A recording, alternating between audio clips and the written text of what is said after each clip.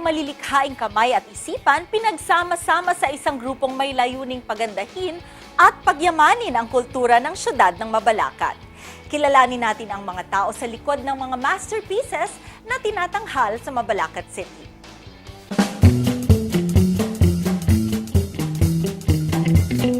Kung ika'y dadaan sa syudad ng Mabalacat, tiyak na mapapansin mo itong mga makukulay na murals na ito na nakapinta sa mga poste at pader.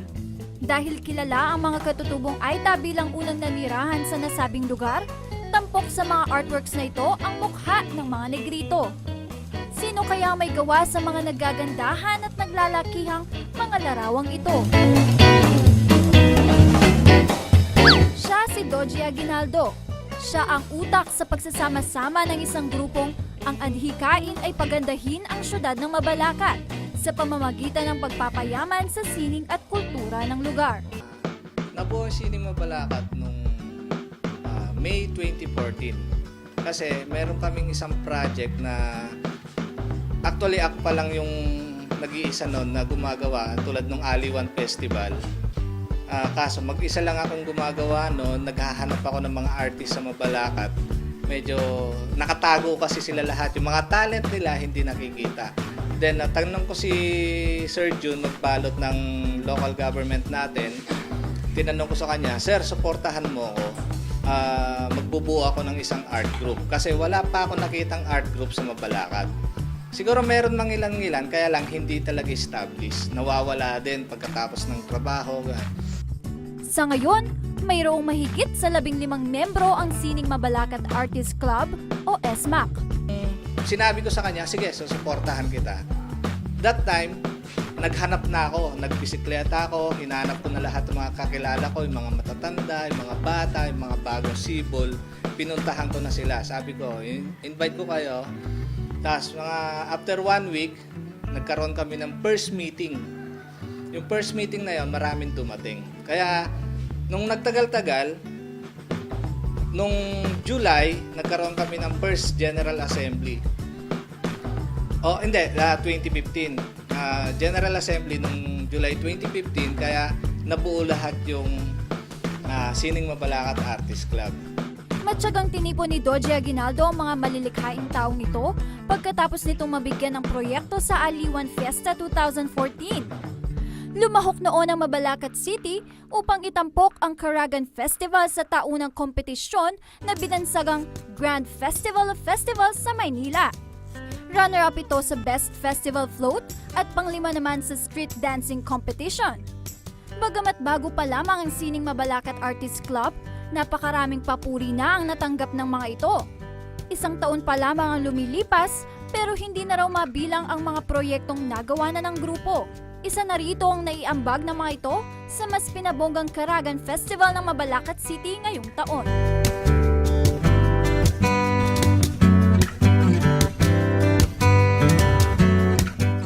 Gumawa sila ng sarili nilang MTV version ng Lupang Hinirang na isang araw lamang kinuhanan. At syempre, hinding-hindi mawawala sa video ang mga katutubong Aita. Ito na raw ang itatanghal tuwing may mga pagdiriwang o malaking okasyon sa syudad. Kasalukuyan namang gumagawa ng isang tinatawag na collaborative art ang SMAC. Ang collaborative art na ginagawa sa ngayon ng grupo ay may laking 8 feet at habang 16 feet na naglalaman ng kasaysayan ng Mabalacat.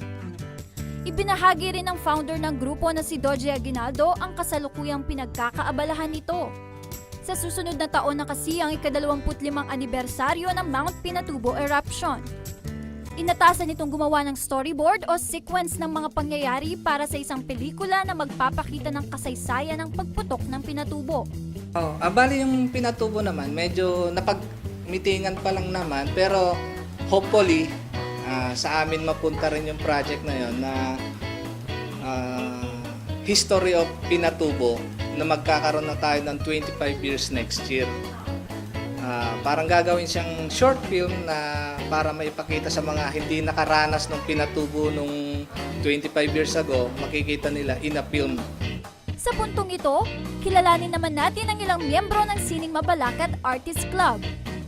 Itong puminta ng kabigha-bighaning tanawin na ito ay co-founder ng SMAC na nagngangalang Dan Manalo.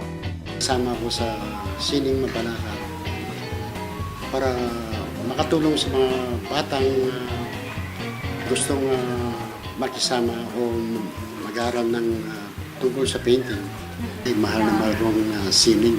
Ganda kasi kung ang isang tao, kung hiling niya yung talagang mag-paint, dapat makisama ka sa mga nakakaintindi tulad namin.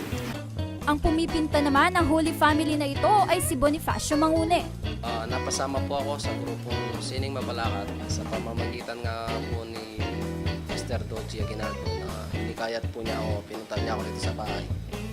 At ang sabi nga niya, magbubuo siya ng grupo. Sa katunayan po, may trabaho po ako dito. May job out ako. Pero iniwanan ko yun dahil gusto ko talagang mas ma-improve pa yung talent sa arts. Kaya napasama po ako sa grupo ito.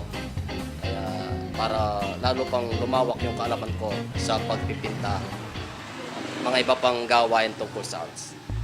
At ang may gawa sa malaking larawan na ito na nagpapakita ng kasaysayan ng Mabalacat ay si Armando Musni. Bawat artwork ay may mensahe. Ibabahagi ni Musni ang kahulugan sa nakikita nating larawang ito. Noong unang panahon po, ito po yung shape ng Mount Pinatubo. Ang Mabalacat ng araw ay isang forested area na parte pa ng Bamban. Tapos, punong-puno siya ng balakat na na-discover ng isang pinatubo ay ito na tinatawag na Karagan. Andiyan sila, naglalakad lang. Marami sagana ng araw. Ito, ibig sabihin nito, nakilala nila ang mga Tagalowlands. Ang Tagalowlands sila yun. Nandun na ako nung araw. Tunghaya ng mga iba pang gawa ng grupo sa kanilang Facebook page.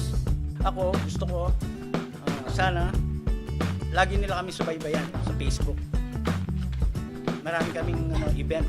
Lalo na ngayon, may Miss Mabalacat na naman. Then, may Christmas season. Marami na naman lalabas na obra. Naniniwala ang founder ng grupo na si Doji Aguinaldo na marami pang Mabalakenyo ang hindi pa nailalabas ang talento sa sining. Ang masasabi ko lang, open naman kami for membership. Open kami sa lahat ng mga artist na gustong sumali sa amin. Basta wag lang muna silang maghanap ng malaki. Andito kami para hindi natin pwedeng sabing hindi tayo kikita tayo pero hindi ganong kalaki. It's time to shine with the Sining Mabalacat Artist Club. Ang Sining Mabalacat Artist Club ay certified top Central Luzon. Talentado talaga ang ating mga karehiyon. Patunay na ang grupong inyong nakilala sa Mabalacat City. Sa susunod na Martes, samahan niyo kung muling tunghayan ang mga produkto, serbisyo at destinasyon na ipinagmamalaki ng Central Luzon. Dito lamang yan sa Tatak Central Luzon.